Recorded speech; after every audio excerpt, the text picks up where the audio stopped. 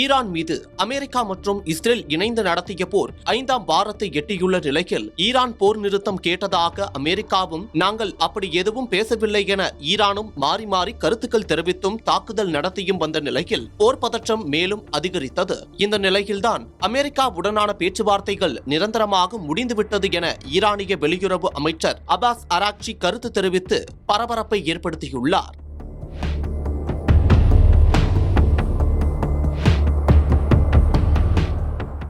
Iran மீது தாக்குதல் நடத்த மாட்டோம் என அமெரிக்கா கருத்து தெரிவித்திருந்த நிலையில் இன்று இஸ்ரேலுடன் இணைந்து அமெரிக்கா தாக்குதல் நடத்தியதை அடுத்து தாக்குதல் நடத்த மாட்டோம் என்ற வாக்குறுதிகளுக்கு பிறகு எங்களுக்கு கிடைத்த ஒரு கசப்பான அனுபவம் மற்றும் துரோகம் என அமெரிக்காவை கடுமையாக சாடியுள்ளார். மேலும் போர் நிறுத்தம் குறித்து பேச்சுவார்த்தைகளில் குறிப்பிடத்தக்க முன்னேற்றம் ஏற்பட்ட போதிலும் அமெரிக்கா எங்களை தாக்கியதும் மிகவும் கசப்பான அனுபவத்தை தந்துள்ளது மட்டும் இன்றி பேச்சுவார்த்தை குறித்த நம்பிக்கை முற்றிலுமாக போய்விட்டதால் இனி அமெரிக்காவுடன் பேச்சுவார்த்தை நடத்த எதுவும் இல்லை எனவும் இது ஒரு பிராந்திய போர் ராஜதந்திரத்தின் கதவுகளை நிரந்தரமாக மூடுகிறது எனவும் கருத்து தெரிவித்துள்ளார். போர் முடிவுக்கு வருமா என உலக நாடுகள் எதிர்பார்த்த நிலையில் அமெரிக்காவும் இஸ்ரேலும் மீண்டும் ஈரான் மீது தாக்குதலை நடத்தி போர் பதற்றத்தை மேலும் அதிகரித்துள்ளது.